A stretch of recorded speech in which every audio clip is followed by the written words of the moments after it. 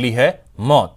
खबर अलवर के भिवाड़ी से है, जहां एक पत्नी ने वैलेंटाइन डे के मौके पर अपने प्रेमी के साथ मिलकर पति को मौत का तोहफा दिया। देखिए रिपोर्ट।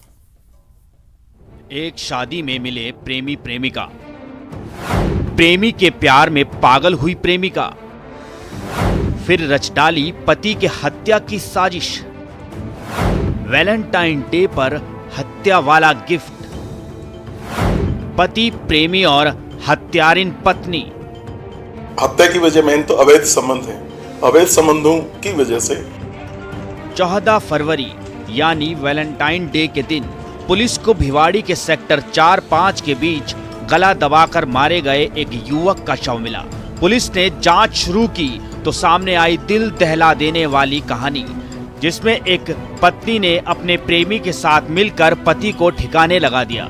पुलिस के मुताबिक 13 फरवरी की रात प्रेमी की मौजूदगी में पति पत्नी में कहासुनी हुई। उसके बाद प्रेमी और पत्नी ने मिलकर पति कमल सिंह की गला घोंटकर हत्या कर दी। इस पर उनके झगड़े हो गए।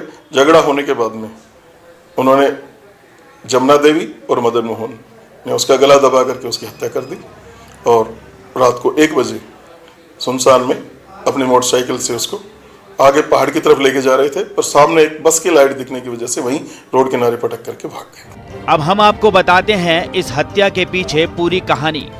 1 साल पहले आरोपी पत्नी जमुना रिश्तेदार की एक शादी में गई, जहां उसके दूल्हे के भाई मदन मोहन से आंखें चार हुई। उसके बाद दोनों में लगातार फोन पर बातचीत होती रही और अवैध संबंध बने रहे। सामने आया कि साल भर पहले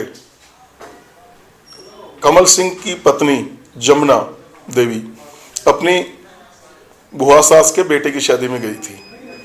वहां दूल्हे का छोटा भाई मदन मोहन जो 20-22 साल का है, उसके साथ दोनों डांस वगैरह किया। वगैरह करने के बीच में उनके आपस में फिजिकल रिलेशन हो गए। इसी बीच पति को पत्नी की करतूत का पता चल गया और उसने पत्नी जमुना को समझाया।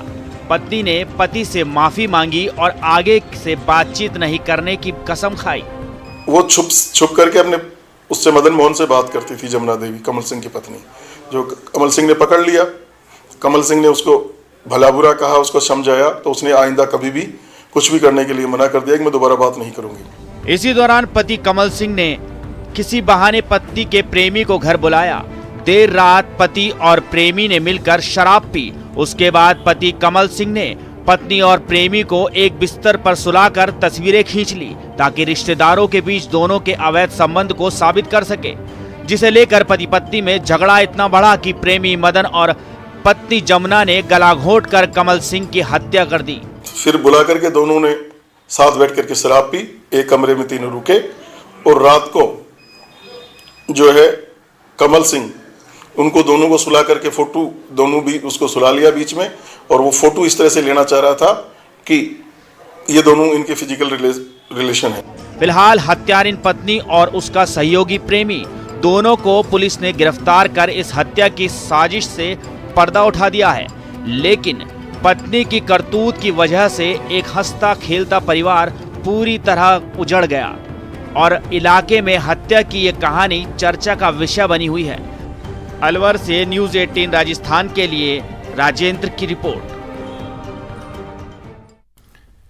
जय जवान जय किसान का नारा देने वाले पूर्व प्रधानमंत्री लाल बहादुर शास्त्री से जुड़ी कई बातें मशहूर हैं। आज हम आपको बता रहे हैं शास्त्री जी से जुड़े 56 किलो सोने का रहस्य। सोने वाली इस कहानी का संबंध मरुधरा के चित्तौड़गढ़ से है।